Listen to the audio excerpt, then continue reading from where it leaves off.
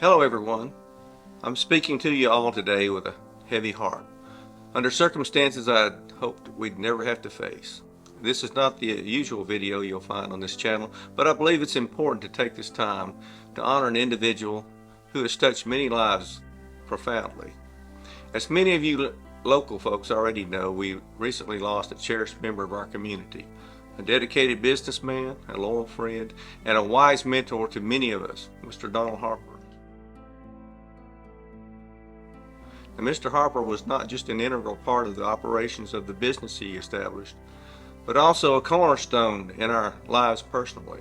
His influence extended far beyond the realm of work, affecting each one of our small community in profound ways. Creating this tribute wasn't easy, but it's important that we share, remember, and celebrate his life. So I invite you to join me as we take a few moments to reflect on the life and impact of our dear Mr. Harper, an extraordinary individual who left an indelible mark not only on our community but also on our hearts. As we remember him today, let's not focus on the grief of his loss, but celebrate his life and the precious moments we shared together. Let's honor him, remember him, and strive to carry forward his legacy in everything we do. So today, let's reflect on the memory and celebration of this extraordinary man. His roles were many. He was a loving father to Donnie and Sharon in Maryland, a dedicated Navy recruiter, and later he was a valuable part of Ryco Chemicals. Yet, it was in his second career where many of us came to know him. We came to know him best as a local legend of sorts, a steadfast appliance repairman. And despite the sign that he had displayed the day that I became closer to this wonderful soul that suggested otherwise, the sign said, "Out of business, no repairs." But those of us in Oakdale knew him better. Donald's home was a beacon of hope for many ailing washing machine and dryers, and he possessed a rare mix of technical expertise and unfailing reliability, transforming a retirement pastime into a lifeline for so many in our community. Yet, what truly set Donald apart was his spirit. His generosity was unmatched, his faith unwavering. The red-haired Kennedy half dollars that he handed out to children were more than just tokens. They were symbols of his profound faith and a testament to his commitment to sharing his love of Jesus with a younger generation. It was a small act, yet it embodied the immense depth of his character. I remember fondly the stories that Donald used to tell me about Oakdale. He might not have thought of himself as an historian, but to me, he was the custodian of our local history.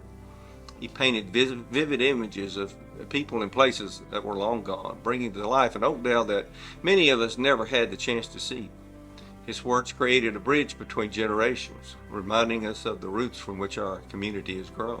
And my personal relationship with Donald began rather unexpectedly with a hive of bees in his bedroom wall. And little did I know that this encounter would morph into a mentorship and a friendship that I treasure deeply.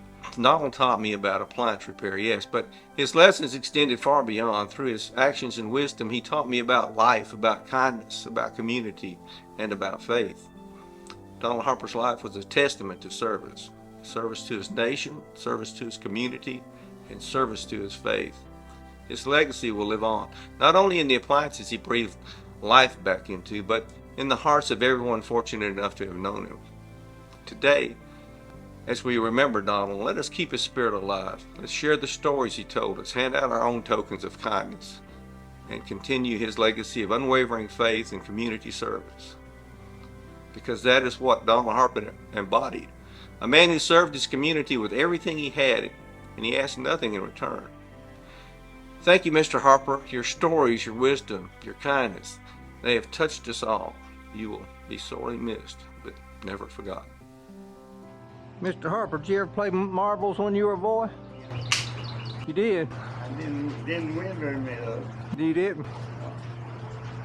I used a steel ball bearing. I wouldn't play with you. Break my glass marbles with your steel ball bearing. How'd y'all do it? You draw a big circle in the ground on the ground? Two men do it. Two boys. Two boys.